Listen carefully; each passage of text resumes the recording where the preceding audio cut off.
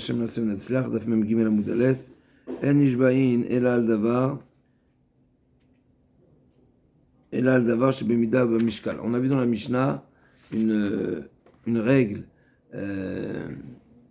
qui, donc la Mishnah nous a cité toute une liste d'exceptions pour lesquelles on ne jure pas. D'accord? Donc, en nishbayin la karkaot, c'est la fameuse règle qu'on a vue déjà à plusieurs reprises. En nishbayin la karkaot, en nishbayin la avadim, en nishbayin la shtarot, en nishbayin la ikdeshot.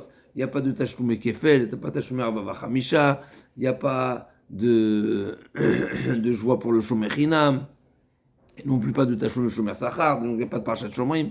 Et tout ça, la Gemara l'apprend pour simplifier. Qui était nigéro kesef ou kelim nishmor, kesef ou kelim, c'est klal ou prat ou klal, et atadan ekana prat, ma prat davar mitat ve goufo mamon, afkol davar mitat ve goufo mamon, et c'est marqué réou, donc on a exclu le ekdesh. Donc il y a deux parachiotes, il y a une paracha de kesef ou kelim, et il y a la paracha de alkol var pesha, al shor al chamor al sal salma alkol aveda shem marqué ouzé. Ok, et donc là-bas par rapport à Pishnaim. Donc on a une dracha qui est, encore une fois, on l'a retrouvée ici, on a fait usage de cette dracha pour la Shoua, pour Tashloumé Kefel, etc. Donc il n'y a ni Parashat Shomrim, ni Parashat Shoua. Et là, le Mishnah nous ajoute encore un élément qu'on n'a pas vu jusqu'à présent, c'est En Nishbaim Ela Davar Sheba Mida, ou Mishkal, ou Minyan. On ne jure seulement pour une réclamation qui est précise.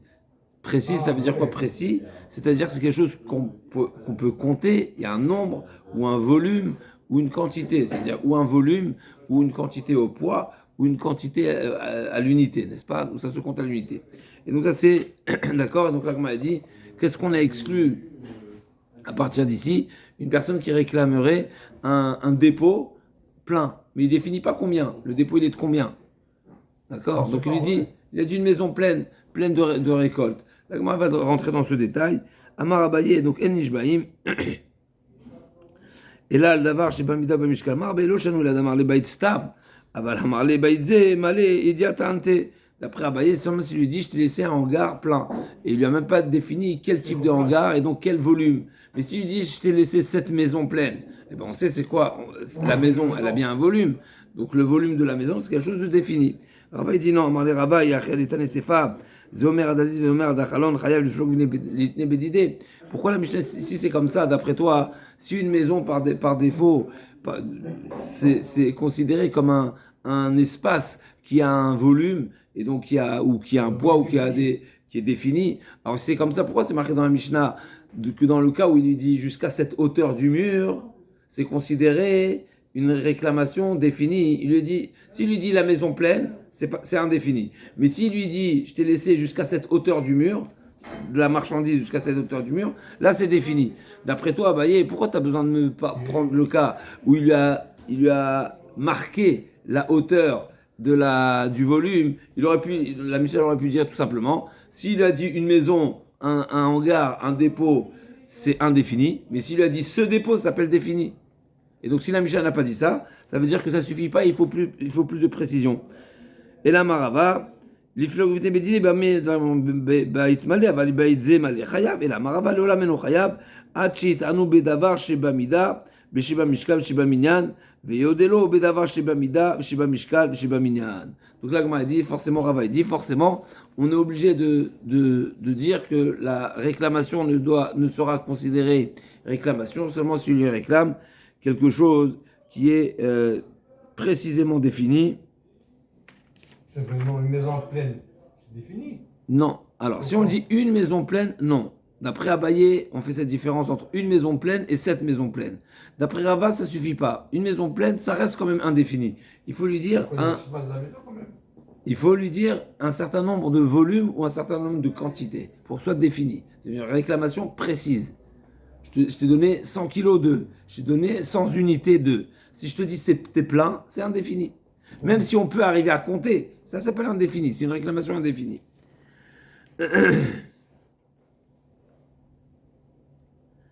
C'est-à-dire qu'il ne suffit pas de comprendre et de déduire la quantité ou le volume, mais il faut réclamer un volume précis. je t'ai prêté 100, je t'ai prêté 200, je t'ai donné, etc.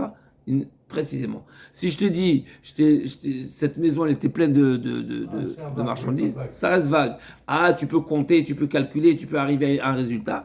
Oui, mais tant que c'est pas précis, c'est pas une réclamation. Et pareil pour la reconnaissance. Quand on parle du modèle mixat qui reconnaît partiellement la réclamation, lui aussi il doit reconnaître d'une manière, sa reconnaissance sera une hoda'a seulement si elle est précise dans la quantité, une quantité précise, ou dans le volume, ou dans le poids, dans l'unité, ça ne change pas.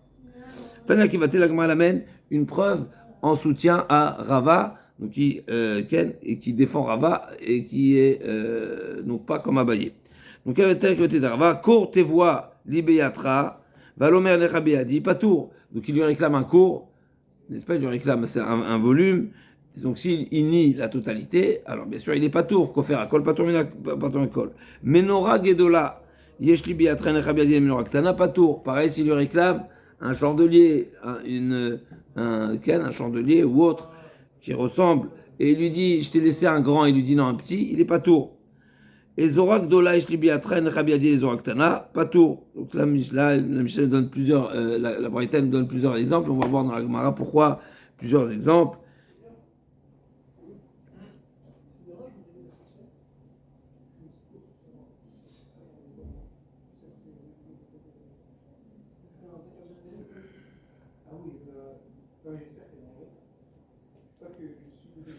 Donc il lui demande, comment on traduit ici Ménorah, ok, donc que ce soit un chandelier ou que ce soit une ceinture ou autre qui ressemble à de Ken, donc s'il a nié la grande, il a reconnu la petite, on considère que la grande et la petite c'est deux éléments différents. Et donc ça ressemble à Chetim Veseorim. De même que si je te réclame du blé, tu me reconnais de l'orge, tu es pas tour, ben pareil, une grande ceinture, une petite ceinture, on ne dit pas que c'est une partie. C'est pas une partie, c'est une autre chose. Tu vois, donc il lui a réclamé un cours, il lui reconnaît un léther, donc il lui reconnaît partiellement. Là il est chayav, il a un statut de modé mixat. Menora bat eser litrin eshlibiatra, en echabiadi bat chamesh litrin, chayav, s'il lui a réclamé une menorah, un chandelier, oui, ou qui avait une contenance de 10 litres, et il lui répond non, elle était seulement de 5 litres. Là, il y a une reconnaissance partielle du volume. Là, on peut se poser la question également pourquoi c'est pas Klalo shel davar, leolam eno chayav shel medavar sheba mida, sheba mishkal sheba minyan. Donc quand tu dis gadol ou katan, c'est indéfini. Par contre, quand il lui dit un chandelier de 5 litres ou de 10 litres, eh bien on considère que c'est défini. Comme ça, la Gemara elle comprend, et donc c'est une preuve. Pardon? C'est précis. Voilà, c'est précis. Klalo shel davar, leolam eno chayav shel medavar sheba mida, sheba mishkal sheba minyan, veyodelo bedavar sheba mida, sheba mishkal sheba minyan. Donc là, la Braïta dit explicitement, la raison de la différence, c'est parce qu'il ne sera chayav tant qu'il ne lui réclame pas quelque chose qui est précis dans le volume, ou dans la quantité, ou dans le poids, alors il ne sera pas chayav. Alors, mais mettre pour la... Okay. Et donc là, comme elle dit, klalo shel davar la tuyemai. Pourquoi la Braïta elle a besoin de rappeler la règle générale? Qu'est-ce que tu viens inclure? Maïla la tuye baït zemale. A priori, je serais amené à inclure également une réclamation d'une surface, d'une pièce baït zemale, cette pièce pleine de récolte. Là aussi, ça s'appelle indéfini. Pourquoi? Parce qu'il n'a pas mentionné le poids ou le volume. L'agma a dit Umaishna menorak dola ou menorak tana, mashtano lo dalo, mashtano lo ta'ano. L'agma a dit, mais je comprends pas. Menorak dolem menorak tana, comme on a dit tout à l'heure, a priori c'est une réclamation et la reconnaissance plutôt n'est pas partielle puisqu'il lui a reconnu quelque chose complètement d'autre. C'est une réclamation, c'est une reconnaissance qui n'est pas, on considère pas partielle parce que je considère qu'un grand chandelier et un petit chandelier c'est deux choses différentes. C'est pas une reconnaissance partielle. Quand je te réclame 200 euros, tu me réponds 100 euros, c'est partiel. Mais quand je te réclame un banc de 4 places et un banc de 2 places, c'est deux choses différentes. C'est deux objets différents. Ça ne peut pas dire que c'est partiel. Quand c'est quelque chose qui est quantitatif, ça peut se cumuler, ça peut se rajouter. D'accord? 1 kilo, 2 kilos, c'est partiel. Mais quand c'est un autre objet, c'est autre chose complètement. Donc là, moi, elle demande quelle est la différence entre quand il lui précise, quand il lui réclame un grand chandelier, il lui répond un petit. A priori, c'est un problématique de machétan olodalo. C'est pas une reconnaissance partielle de ce qui a été réclamé, même si effectivement c'est la même appellation, un chandelier, grand, petit, non mais c'est pas comme ça qu'on regarde, c'est deux éléments différents. C'est comme si tu me dis une voiture et un camion, c'est pas la même chose. Okay? Et donc l'Agma a dit, Maishna menorah gdola ou menorah ktana, mashtano lo dalo, mashtano lo tano, yachi bateser bat chamesh nami, mashtano lo dalo, mashtano lo tano. L'Agma demande si c'est comme ça, mais je comprends pas. Ok, il est vrai que on a gagné que dans la réclamation d'un chandelier à 10 litres et 5 litres, il y a eu la précision ici du volume, combien la contenance. Mais dès le moment où c'est deux ustensiles différents, distincts, eh ben c'est pas de la même famille. C'est comme si tu lui avais demandé du blé, il lui a répondu de l'orge. Répondant, en réalité, ici, on parle d'un chandelier qui peut à extension, d'accord, à rallonge. Donc c'est un même objet, ça dépend combien de rallonges il a, 2 rallonges ou 5 rallonges, d'accord. L'Agma a dit des camodés minés, donc c'est la même nature, le même objet. La question c'est de savoir combien il était composé de combien. Donc là aussi c'est quantitatif. L'Agma a dit Achie Zorabet, dit la même chose pour la ceinture. La ceinture aussi dit qu'on parle d'un cas similaire où c'est un vêtement qui est à rallonge. Veloukme, Yari, Ezoranami, Nitne Veloukme, Bedelaïfe, et la Delaïfe, Lokatane, Achanami, Michel Roulot, Lokatane. Forcément, on est obligé de dire que non, c'est pas de ça qu'on parle, parce que sinon, tu aurais pu appliquer un cas similaire pour la ceinture, et donc dire que ce sera considéré comme quelque chose de, comme une réclamation qui est avec une reconnaissance partielle, et donc il est indigne de modé mixat. L'Agma a dit forcément c'est pas de ça qu'on parle. La maravaba mamash anemenora au il v'yachol legorra ou la midal chamesh litrin. L'Agma a dit non, la menorah c'est particulier parce que il peut diminuer son volume. Au il v'yachol legorra ou mettre merovia ou la midal chamesh litrin. D'accord, donc il peut un même chandelier, il peut être modifié sans que forcément ce soit visible extérieurement. Il va faire une modification intérieure et ça va passer de 5 à 10 ou de 10 à 5. Alors c'est intéressant parce que là on parle de... d'accord, est-ce que si on parle de... Modification, quel intérêt de faire ça? Non, mais c'est quelque chose... Donc la question de l'Agma a été pourquoi la Braïta elle a elle a proposé 2 cas de figure pour la menorah. Elle a parlé d'une grande menorah, d'une petite menorah. Et là, c'est pas modé mixat. Et ensuite, elle a parlé d'une menorah de 10 et une menorah de 5. Elle a dit c'est modé mixat. Donc ça veut dire qu'elle a trouvé un cas de figure où, dans un chandelier ou dans une bougie, ok, il y a un moyen de trouver 2 cas de figure. L'un, il sera modé mixat, l'autre, il sera pas modé mixat. L'Agma a dit, et dans la ceinture, tu n'as pas trouvé de cas de figure similaire. Pourquoi tu n'as pas trouvé? De même, a priori, une grande ceinture et une petite ceinture. De même que pour le chandelier, tu as dit le grand chandelier, le petit chandelier, il sera considéré modé mixat. Pareil, la grande ceinture et la petite ceinture, il sera modé mixat s'il a précisé la taille. La taille devrait être comparable à la différence de volume de la menorah. Donc il nous dit Rashi à ce sujet, si la différence entre une grande bougie, une petite bougie, un grand chandelier, un petit chandelier, c'est-à-dire la contenance peut être modifiée sans que ce soit visible extérieurement, alors là je considère que c'est une même réclamation et c'est une même reconnaissance. Par contre, si je parle d'une bougie que je viendrais couper ou d'une ceinture que je viendrais couper ou étendre, là je vais voir la différence, puisque les extrémités c'est quelque chose de visible. Donc là je considère que ces 2 éléments, c'est un élément l'élément qui a été réclamé et l'élément qui a été reconnu ne fait pas partie de la même catégorie. On passe à la Mishnah suivante. Là il faut tenir bon, mais c'est une Mishnah qu'on a déjà vue dans Baba Metzia, dans Mafkid, puisqu'on va parler de cas, toutes sortes de cas où de cas de modé mixat, où ça peut être le dépositaire qui est modé mixat, et ça peut être le déposant qui est modé mixat. D'accord? Des fois, c'est le dépositaire qui reconnaît partiellement ce qui lui a été déposé, et des fois, ça peut être le déposant qui reconnaît partiellement que le dépôt, il était en contrepartie d'un certain prêt. Donc, il y a le prêteur, et il y a l'emprunteur, et il y a le dépôt de garantie. D'accord? La question de la garantie, des fois, elle peut être d'une valeur égale au prêt, et des fois il peut être un peu plus ou un peu moins. Et il peut avoir cette discussion entre le dépositaire, donc entre l'emprunteur qui a déposé le gage, est-ce qu'il était d'une valeur exacte, est-ce qu'il était un peu plus ou un petit peu moins. Donc il peut avoir le prêteur qui reconnaît partiellement, et il peut avoir l'emprunteur qui reconnaît partiellement.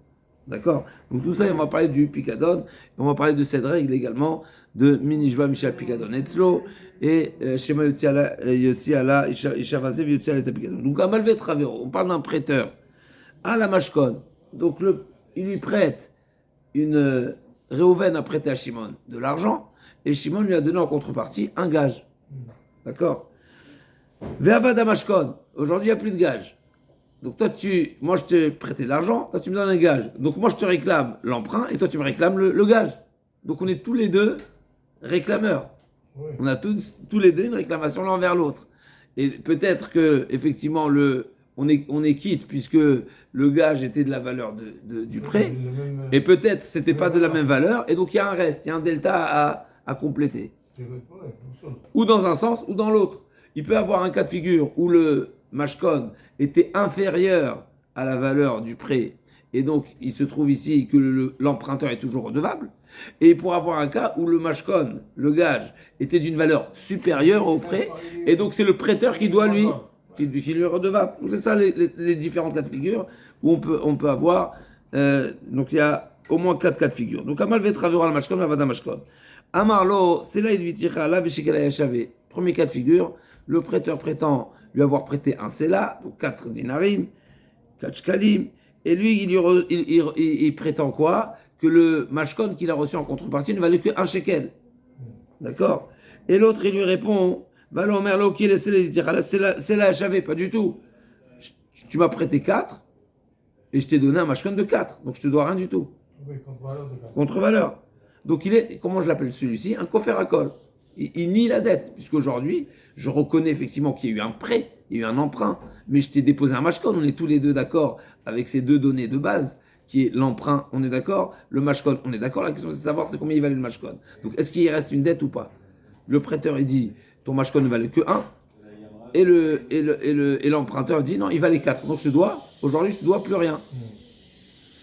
Deuxième cas de figure, donc c'est un koférakol. Maintenant le deuxième cas, c'est là il viticha là, shekel yashavé, va l'omer lo qui est vitania là, shlosha dinarim yashavé. Donc il lui dit, là le deuxième cas, c'est qu'il lui dit il y a eu un prêt de 4 et le mashkon valait 1, donc ça c'est ce que le prêteur dit, et l'emprunteur dit non, il valait 3. Donc s'il valait 3, je te dois que 1. Donc c'est un modé bemixat. L'un il lui réclame 3 et l'autre il reconnaît être redevable que 1. Donc Chayav, donc ça c'est les deux cas où pour qui est la réclamation, elle est où l'emprunteur il est ou koférakol ou modèle mixat. C'est l'emprunteur qui est koférakol ou modèle mixat. On peut avoir le même cas inverse où l'emprunteur va réclamer le prêteur, et ça va être le prêteur qui pourra être modèle mixat. C'est là il vitani alav, shtaima yashavé. Donc c'est l'emprunteur qui réclame le prêteur. Il dit tu m'as prêté 4, mais je t'ai donné un mashkon qui valait 8. Donc c'est toi qui me dois 4. Et l'autre il répond non. Ve'ala omer, lo qui est la sela il viti khalav sela yashavé, pas tout. Et donc le prêteur lui dit pas du tout. Je t'ai prêté 4, tu m'as donné un mashkon de 4, on est quitte. Je dois rien du tout. Donc il est quoi? Il est koférakol. Il nie la dette. Donc s'il nie la dette, il n'y a pas de choix. C'est là il vitani alav, quatrième cas, shtaima yashavé, valomerlo qui est là, c'est là il viti khalav, khamisha dinima yashavé, chayav. Donc le dernier cas, c'est quoi? C'est que l'emprunteur, réclame le prêteur en prétendant que le mashkon valait 2 fois, il valait 8, et le supérieur, et donc il valait 8, alors que le prêt était de 4, le mashkon valait 8, et là le prêteur dit non, il ne valait que 5. Donc il reconnaît lui devoir encore 3, pardon. Donc il est modé mixat, puisque l'emprunteur lui réclame 4, et le prêteur reconnaît lui devoir que 3. Donc c'est le prêteur qui est devenu modé mixat. Donc là, on m'a dit chayav. Donc c'est évident que là aussi, c'est pas parce que le prêteur il était prêteur à l'origine qui pourra pas être modé b'mixat. Il reconnaît partiellement la dette, donc il doit jurer sur la valeur du mashkon. Minishba, Misha Pikadon Etzlo. Là, il y a un chidouche. Normalement, qui est-ce qui aurait dû jurer? Le prêteur. La Mishnah nous dit, même si on va voir dans l'Agma sur quel cas ça se rapporte, parce que le dernier cas c'est évident. Minishba Misha Pikadon Etzlo. La Mishnah nous dit, qui est-ce qui jurera? C'est pas celui qui est forcément le de Mitzat, mais c'est celui qui détient le Pikadon. Qui est-ce qui détient le Pikadon? La garantie, elle se trouve chez qui? Chez le prêteur. Donc dans le dernier cas, tout va bien, parce que c'est le prêteur qui est modé mitzat. Le prêteur va jurer de combien le mashkon valait. Mais dans le premier cas de la Mishnah, c'est-à-dire dans la Sefa de la Recha, où on parle du cas où c'est le lové qui est modé mitzat, donc c'est l'emprunteur qui reconnaît partiellement la dette, et c'est le prêteur qui détient le mashkon, et là on doit jurer la valeur du mashkon, et ben même si normalement ça aurait dû être l'emprunteur qui jure, et ben on va faire passer la joie au prêteur. Pourquoi? Shema yotzi ala misha pikadon, shema ishavaze yotzi ala pikadon, pour ne pas qu'on soit confronté à une joie chav, parce on se risquerait à faire jurer l'emprunteur, alors que le prêteur prétend que le mashkon, que le gage a été perdu. Et quand le prêteur, l'emprunteur va jurer, l'autre va dire tiens, j'ai retrouvé le pikadon pour prouver la valeur. Et donc, alors Bémet, ça c'est l'agma dans Amafkid qui détaille davantage. On est en recherche, on n'est pas en recherche, qu'est-ce qui s'est passé, qu'est-ce qu'il prétend que l'objet a été volé ou il a été brûlé. Ok, en tous les cas, l'agma ici ne va pas détailler tout ça, mais en tous les cas, on a ce chidouche que dans un certain cas, Chachamim ont fait basculer la choix qui aurait dû être formulée par l'emprunteur, elle va être basculée chez le prêteur. Pourquoi? Pour ne pas qu'on se retrouve à une choix qui a été formulée en vain. Aya, l'agma dit, la dernière phrase de la Misha qui nous dit Minishba Misha Pikadon Etzlo, sur quoi ça se rapporte? Ilima Sefat, pour que les déchois gabé malvé. Dans le dernier cas, de toutes les façons, c'est le malvé, c'est le prêteur qui est modé mixat, et c'est le malvé qui détient le pikadon. Donc c'est sûr que Minishba Misha Pikadon Etzlo, il n'y a aucun chidouche, c'est évident. Et là, Amar Shmuel, Aresha, Vechen Amar Bichia Barav Aresha, Vechen Amar Biochanan Aresha, Ma Aresha, Sefa d'Aresha. Le deuxième cas de l'Aresha, on a dit, c'est quoi le deuxième cas de l'Aresha? C'est que le prêteur réclame un prêt de 4, et il reconnaît avoir reçu un mashkon, certes, mais le mashkon ne valait que 1. D'accord? Et l'emprunteur dit non, le mashkon valait 3. Donc l'emprunteur reconnaît toujours redevable de 1, alors que le prêteur réclame 2 de plus, puisque c'est vrai qu'il y avait un mashkon, mais la mashkon ne recouvrait pas la totalité du prêt, donc lui il réclame 3, l'autre il réclame 1, d'accord, il reconnaît 1. Donc il y a ce delta entre les deux, et donc c'est l'emprunteur qui est modé mixat. Normalement, qui est-ce qui aurait dû jurer? L'emprunteur. Kamash Malan, que Chachamim, ils ont fait passer la choix chez le prêteur. Donc c'est Sefa d'Erecha. C'est là, il dit Chalav Shekale Hachavé, va l'omer, lo qui est c'est là, il vitani alav, shla dinarim Hachavé, Chayab. Des joies, Gabé Lové, normalement c'est le Lové qui aurait dû jurer. Veshaklo Rabanan mi Lové, Veshadua Amalvé. Vashta Amar Ravashi de Kaimalan, Zenishba Shenam Bioshuto, Zenishba Kamashave, Achikama. La dit, il y a une autre joie que Chachamim ont instaurée. C'est quoi l'autre joie que Chachamim ont instaurée? Tout dépositaire, oui, donc tout prêteur qui détient une garantie, qui prétend que cette garantie en question a été perdue, il doit jurer d'abord que l'objet ne se trouve pas chez lui. Toi, tu dis que ça a été perdu, mais jure que ça a été perdu. Qui a dit que ça a été perdu? T'es un chômeur. On va voir tout de suite dans la Gemara, est-ce que Shomer, quel din il a comme Shomer Chinam, Shomer Sachar, mais en tout cas, Ravashi nous a dit Zenishba Shenam Yashuto, Vezenishba Kama Shave, Achikama, Minishba Trina, Misha Pikadon Etzlo. Ça veut dire quoi? La Misha nous a dit qui est-ce qui va jurer? C'est celui qui détient le Pikadon. Et d'accord, donc là, on a dit qu'est-ce qui va jurer? C'est le prêteur qui va jurer Misha Pikadon Etzlo, il va jurer combien ça vaut. Et il devra jurer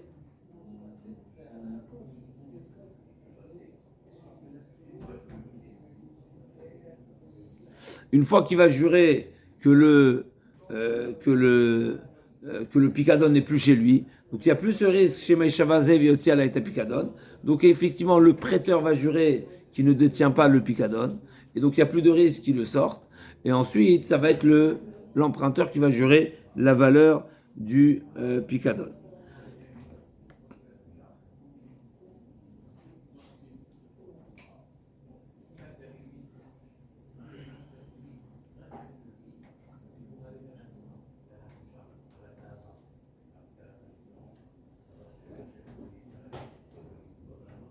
Okay.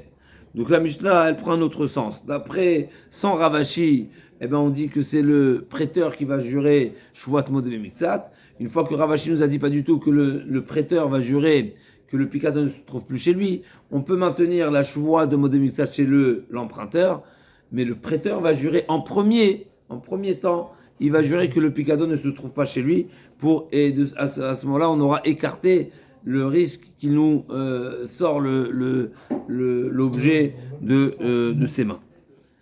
Amar Shmuel, Haïman de Osfe Alpha Zouzé le Chavre, un grand ridouche. Comme on parle de la souga de Mashkon, Shmuel nous dit un grand ridouche. Celui qui a prêté de l'argent à son ami, il lui a prêté 1000, d'accord? Et le prêteur, il lui a donné Alpha Zouzé le Chavre, Mishken la Kata de Magla, Avad Kata de Magla, Avad Alpha Zouzé. Et il lui a donné en gage, il lui a donné un Kata de Magla, il lui a donné le manche d'une pioche, d'accord, d'une pioche ou d'un outil. C'est une manière de dire, il lui a donné quelque chose qui n'est pas d'une grande valeur. Mais donc, moi, je te prête 1000, et toi, en contrepartie, tu m'as donné un mashkon, mais qui ne recouvre pas la totalité de la dette, de l'emprunt. Eh ben, du fait que j'ai accepté le mashkon, eh ben, c'est fini. Ah oui. Si j'ai perdu le mashkon, j'ai perdu la dette. C'est une manière de dire, moi, j'ai accepté que ça recouvre la dette, parce que pourquoi je l'ai accepté? Si ça vaut pas, pourquoi tu le réclames? Ou bien je réclame quelque chose qui est d'une valeur, ou bien je ne demande pas de gage. À quoi sert le gage? Donc Avad Kata de Magla, Avad Alpha Zouzé. Donc il a perdu même ce manche-là de cette pioche, de cet outil. Eh bien il a perdu la totalité de l'emprunt.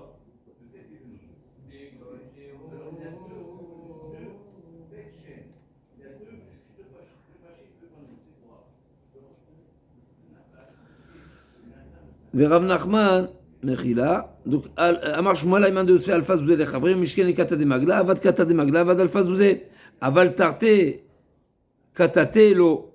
Mais s'il lui a donné 2, alors on ne dit pas que chacune des 2 vaut 500, et donc s'il a perdu une, quelle?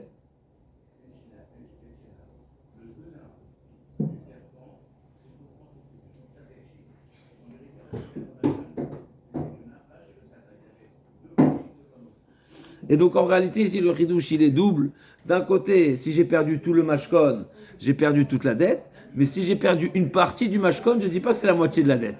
Je regarde que la valeur du mashkon. Donc un grand ridouche. Rav Nachman Amar, Afilu tarte katate avad achada avad chamesh meot avad koulé. Non, chacune vaut la moitié.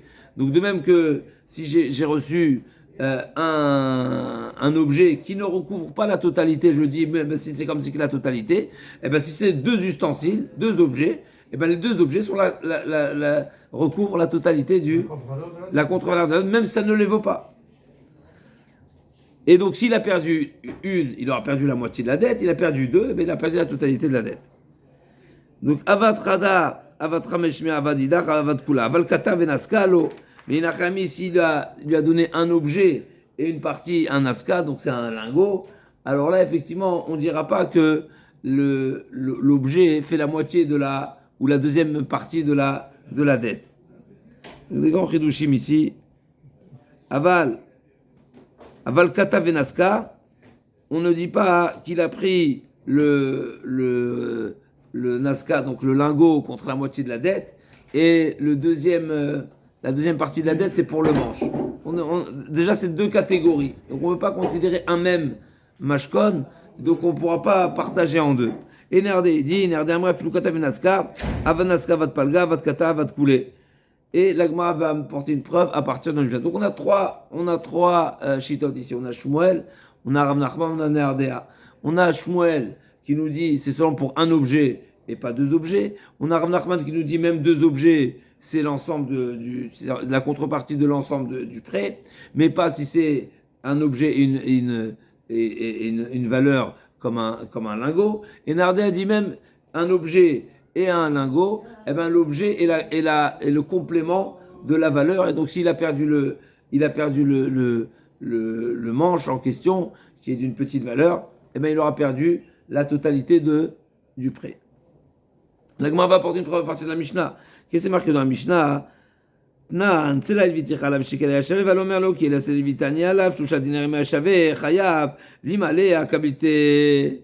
Dans la Mishnah on voit qu'il y a une réclamation pour la contrepartie du mashkon, alors que le mashkon il était perdu. On voit que le prêteur lui réclame quand même la différence. Comment il peut lui réclamer la différence? On vient de dire ici, Shmuel, Rav Nachman, Nehardea, tout le monde dit que si l'objet était perdu, même si l'objet ne recouvre pas la totalité de la somme prêtée, mais on considère comme si qu'il a accepté. Donc comment dans la Mishnah c'est marqué qu'il peut lui réclamer? S'il peut lui réclamer, ça veut dire que ça ne recouvre pas. Alors comment Shmuel, Rav Nachman et Nehardea dit que oui ça recouvre? La Gemara dit, c'est de quoi elle parle la Mishnah? Du cas de figure où il a dit précisément, je te donne un mashkon qui recouvre partiellement la dette. Ah ouais. S'il lui a pas précisé, eh ben c'est par défaut, on considère qu'il a accepté et s'il a perdu le mashkon, il a perdu toute la dette. Mais s'il a précisé, il a précisé. Donc là, Gemara répond.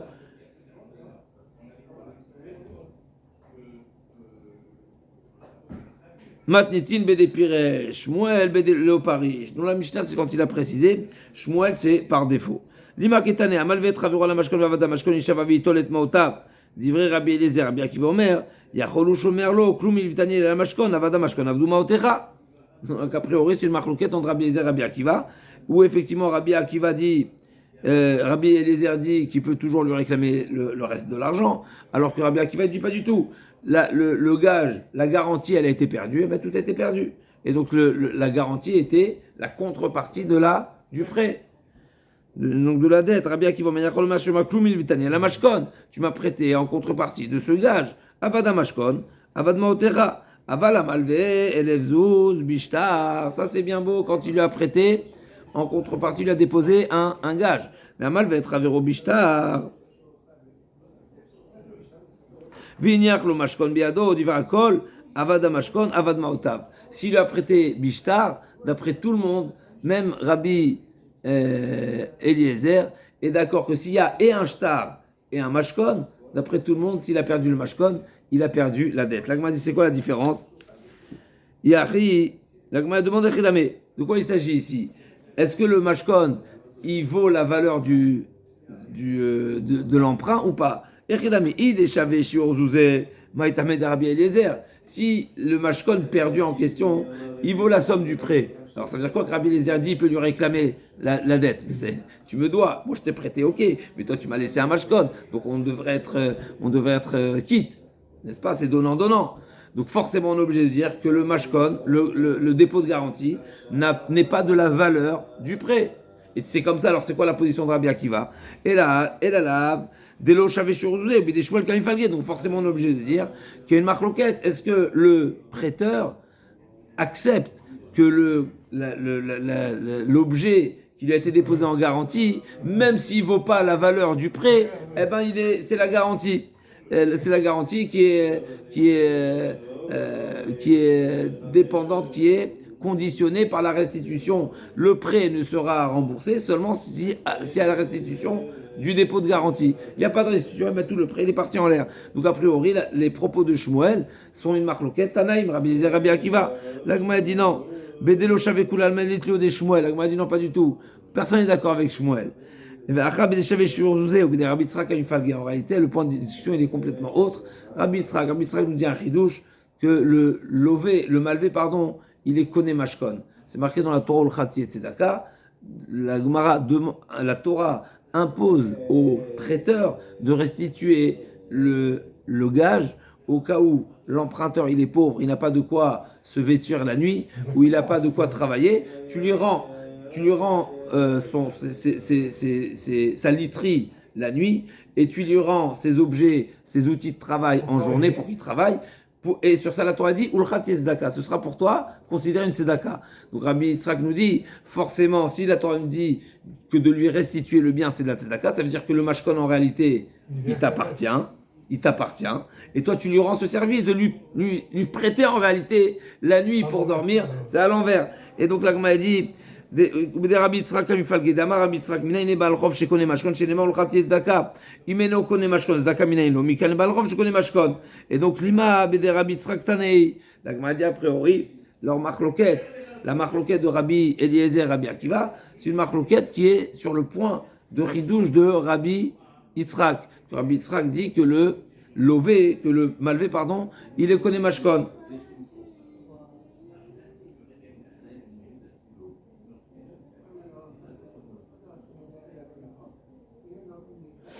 C'est-à-dire que Rabbi Eliezer qui dit que l'emprunteur est toujours redevable à rembourser le prêt, c'est parce qu'il considère que le prêteur qui détient le mashkon, le gage, il est seulement shomer chinam. Maintenant, il a été perdu, il n'est pas responsable. Il n'est pas responsable en tous les cas, il ne doit pas le dédommager. Et donc l'emprunteur reste toujours emprunteur. Alors que si on considère que le prêteur, il est koné mashkon, le dépôt de garantie lui appartient, et ben si ça lui appartient, même s'il y a un cas de force majeure, s'il a été perdu, ben c'est lui qui doit éponger cette perte-là. Donc la Gemara a dit peut-être que Rabbi Eliezer et Rabbi Akiva sont en discussion sur le point de Rabbi Yitzhak. La Gemara a dit non.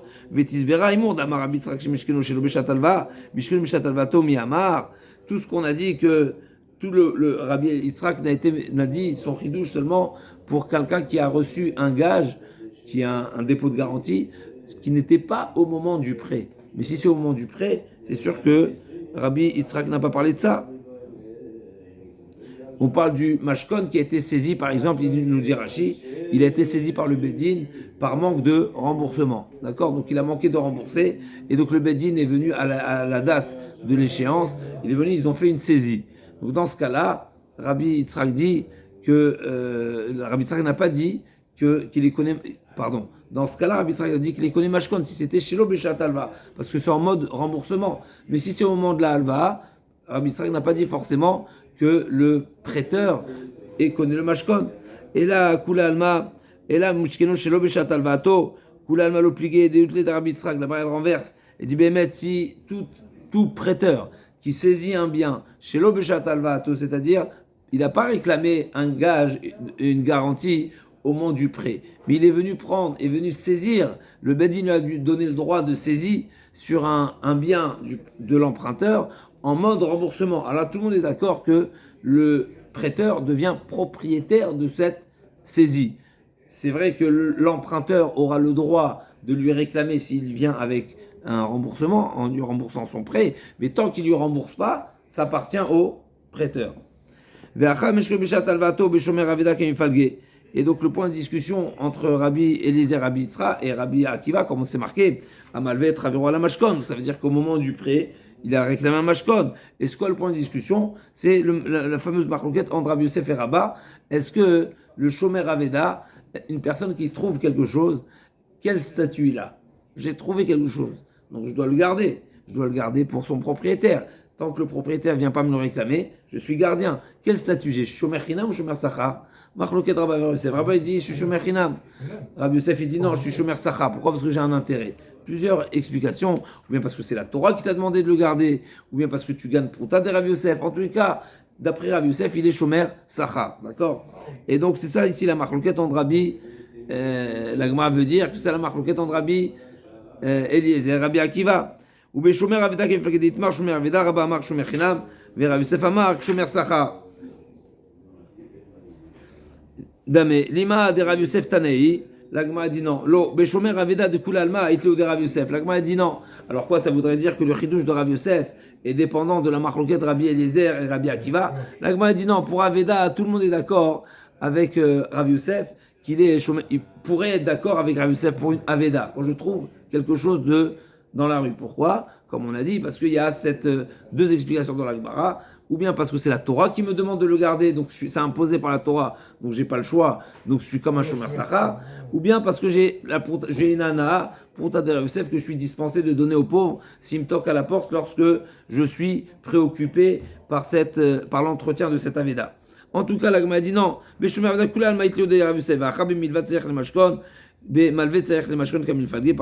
on parle d'un cas où le malvé, le prêteur, a besoin de faire usage de ce mashkon. Marsavar mitzvah ka'avid, ou marsavar la mitzvah ka'avid. Donc ici on parle d'un cas très particulier. On parle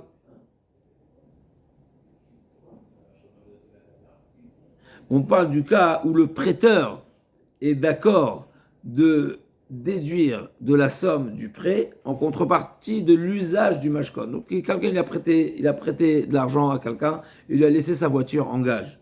Donc il a prêté 15 000 euros, 20 000 euros, 50 000 euros, il lui a laissé sa voiture en gage. Il lui dit, tu sais quoi, je veux partir en vacances, tu sais quoi, je suis prêt à payer la location de ta voiture et je déduis de la somme que tu me dois. D'accord? Donc dans ce cas-là, la question de savoir c'est quel statut je vais donner à ce prêteur. D'un côté, il lui rend service. Pourquoi? Parce que je t'ai trouvé un mode de remboursement.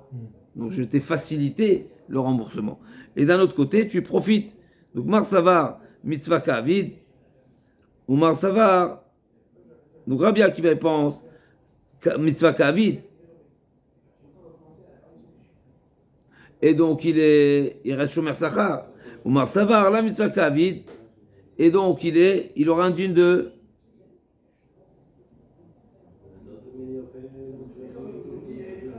Il n'est pas Shomer Sachar. Rabbi Akiva, il pense que mitzvah ka'avid.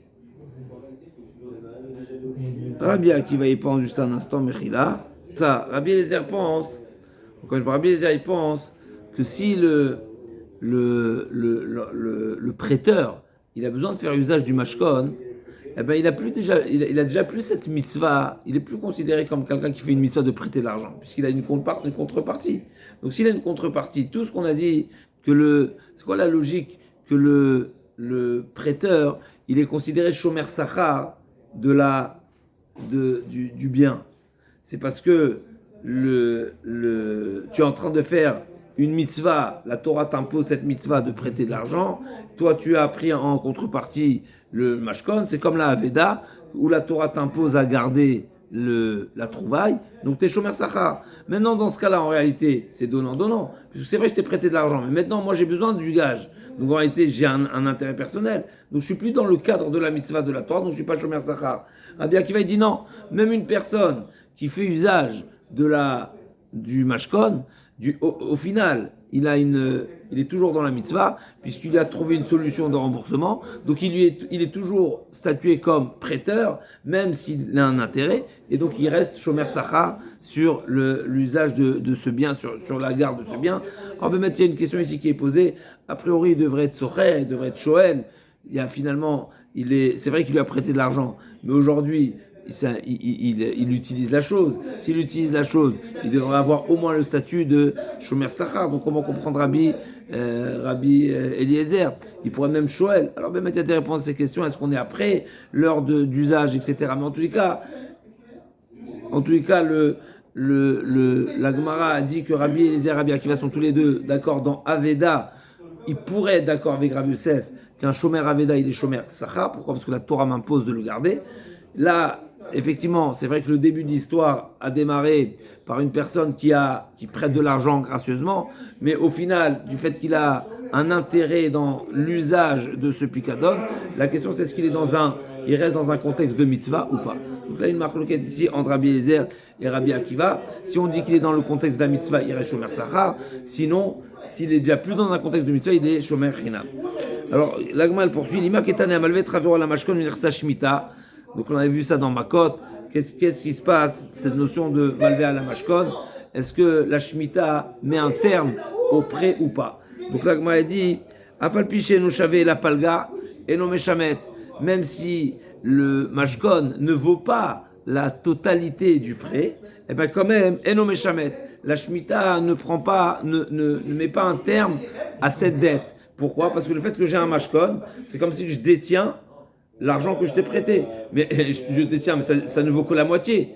Le mashkon, il vaut 500, moi je t'ai prêté 1000. Donc sur les autres 500, a priori, la Shemitah devrait prendre effet. Comment se fait-il que la Shemitah ne prend pas du tout effet sur la totalité alors que ça ne recouvre pas? Donc si ça ne recouvrait pas, la Shemitah devrait annuler la deuxième partie. Afal Pishnu Shavel, Apal Genom Shamet, Divri Rabban Shimon Ben Gamliel, Rabbi Yudan Assi Omer, Ima Yamashkano Keneget Rovone Meshamet, Vilav Meshamet, Mayeno Meshamet, Dekamarta Nakama, Ilima Kenegdo, Mechlana Rabbi Yudan Assi Savar, Kenegdo Meshamet, Ela Amaitafis, Mashkon, Ela Lav Keneget Kulo, ou Bidishmuel Kalifalge, forcément on est obligé de dire que le Mashkon ne vaut pas la totalité ne vaut pas la totalité. Le mashkon ne vaut pas la totalité du prêt, et malgré tout, c'est marqué que c'est Eno Meshamet sur l'autre partie. Donc forcément, et sur ça il y a une marloquette, est-ce que sur l'autre partie, c'est Meshamet ou pas? Donc forcément, c'est les propos de Shmuel, c'est une marloquette Tanaïm. L'Agma a dit non, Lolo Lam Kenegdo, ou Be'akim Falge, Tanakama Savar, Kenegdo, Verabida Nasi Savar, Kenegdo Nami Meshamet.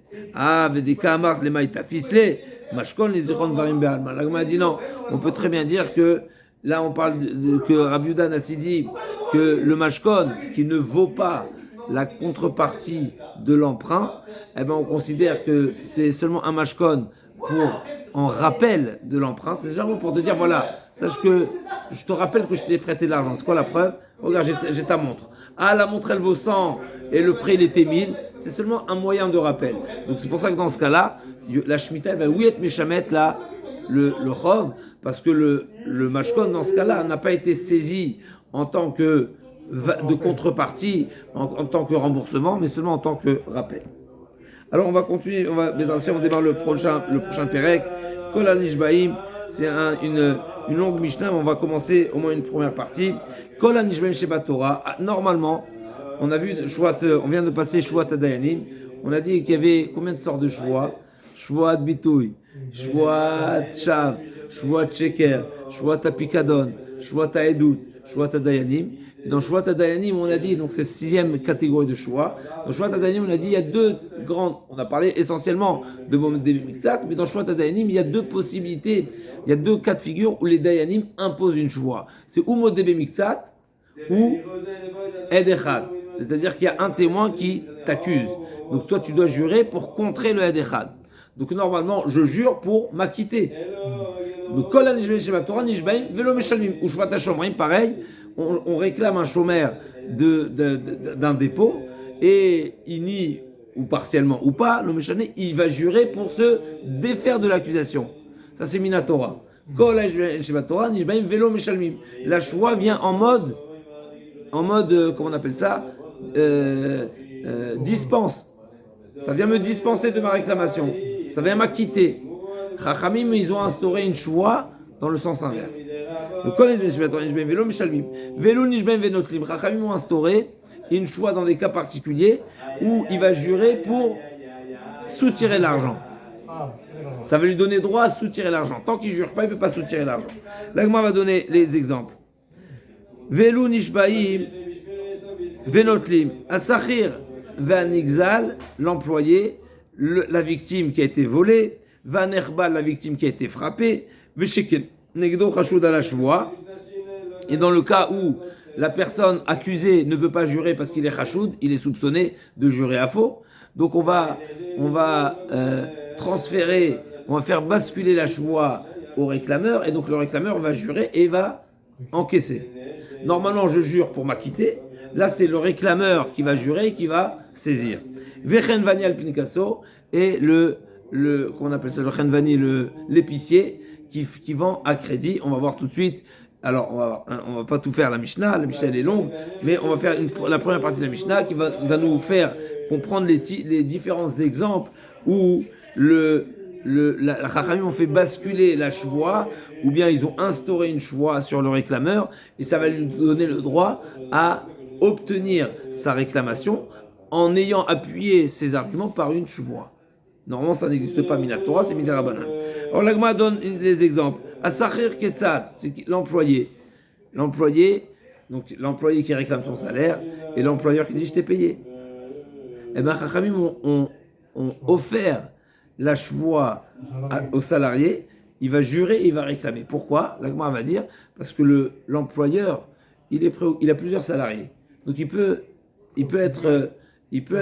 faire erreur et penser qu'il a soldé, il a payé un salarié, alors qu'en réalité, il ne l'a toujours pas payé. Donc c'est pour ça que Chaim ont dit, vaut mieux que cette chevoie soit chez le salarié plutôt que chez l'employeur.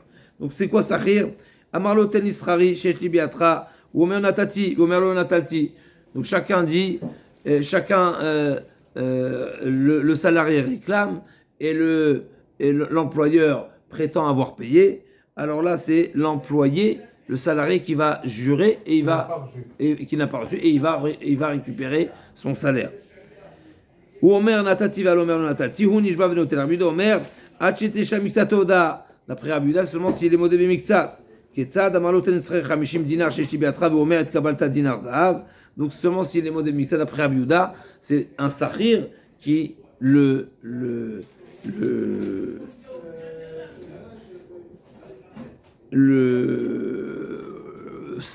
l'employeur reconnaît avoir payé que partiellement. Donc il est modé mixat. Dans ce cas-là, on offre la shvoua à l'employé et il saisira la totalité.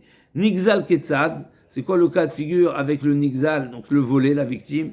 Depuis quand une personne qui prétend être victime d'un vol, il pourra jurer et accuser? Tu vas accuser qui? On m'a dit non, bien sûr on parle d'un cas où il y a Tzaloshem Gneva Bahir, donc on sait que la personne a été volée et on a saisi le voleur maintenant. Maintenant on ne sait pas la quantité, combien il a été volé. On ne sait pas de quoi il était victime. Eh bien il va jurer j'ai perdu telle et telle chose et il sera crédible de soutirer au voleur. Nixal Ketzal Ayou Medimoto Shinras Betul Mashkeno Shem Bershut, ou Omer Kilai Natalta, ou Omer Lo Natati, ou Nishba Venotel. Donc le voleur, donc on a aperçu une personne rentrer chez quelqu'un en infraction et il sort avec des objets. Maintenant le voleur dit non, parce que je suis pas voleur, j'ai récupéré un dépôt, un gage. Et la victime dit non, il m'a volé. Eh ben c'est le volé qui va jurer et qui va saisir. Et on peut pas, bien sûr, le voleur, le présumé voleur n'est pas crédible de jurer non c'est à moi, parce que toi tu es soupçonné de voleur. Donc tu n'es pas crédible. On va voir tout ça dans la Gemara, bien sûr. Ou Omer Kelai Natalta ve Omer Natadin Jban Mektar Rabido Omer Shesha Mixato Da Ketzad. Là aussi Rabbi a dit il faut qu'il soit modèle Mixat. Amarlo Shne Kelim Natalta ve Omer Lo Natalti Ela Echad. Il faut que le voleur reconnaisse partiellement pour que le volé, que la victime soit crédible et soit et puisse jurer et saisir. Nerbal Ketzad, un endommagé Ketzad, c'est quoi le cas de figure? Ayume Dimoto Shenichnas, Tachatiado, Shalem, Viatsa Chavoul.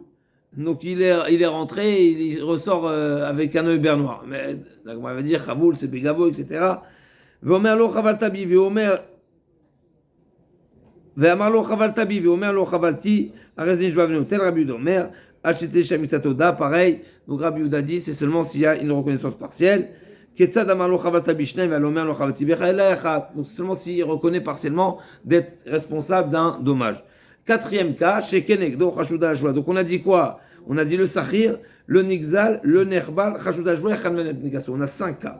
Donc le quatrième cas, c'est quoi? Chez Kenegdo, Chashuda Ajwa, Ketzad. Donc c'est le Kenegdo, donc le réclamé, qui est dans l'incapacité de jurer. Pourquoi? Parce qu'il est soupçonné. Ou bien, on va voir différents cas de figure, ou bien il est soupçonné, ou bien il est eniodéa.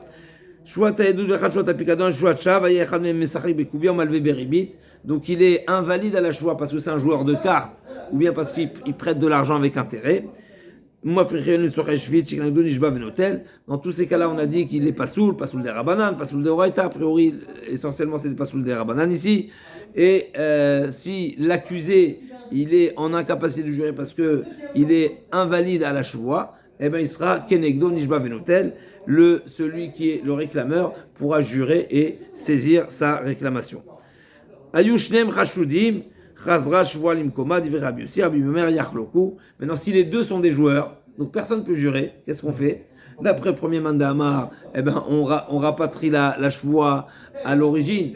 Et donc, à l'origine, c'était qui? C'est celui qui avait l'obligation de jurer à l'origine, qui est en défaut, et donc il devra il devra payer. D'après Rabbi Meir, Yachloku, on coupe la poire en deux.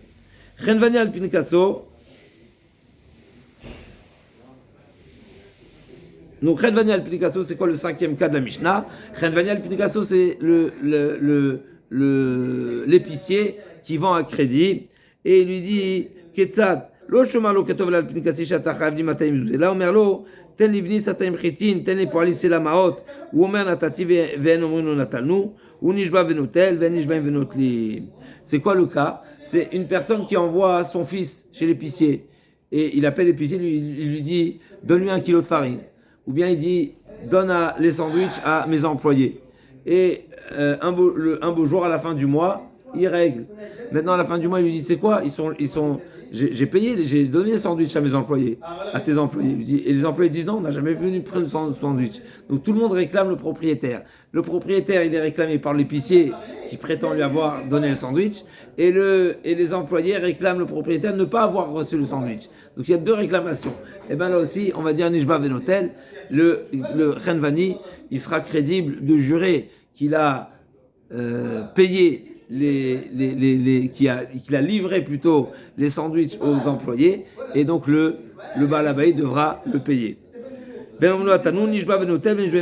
Amar Ben Anas, Ketzad elu ba'im nidei shvuat shav, elahu notel shelo bishvua, vehen notlim shelo bishvua. D'après Ben Anas, on ne peut pas faire jurer 2 personnes, on ne peut pas, nous, Beddin, faire jurer 2 personnes qui va donner un résultat que ces 2 shvuot sont incompatibles. Oui.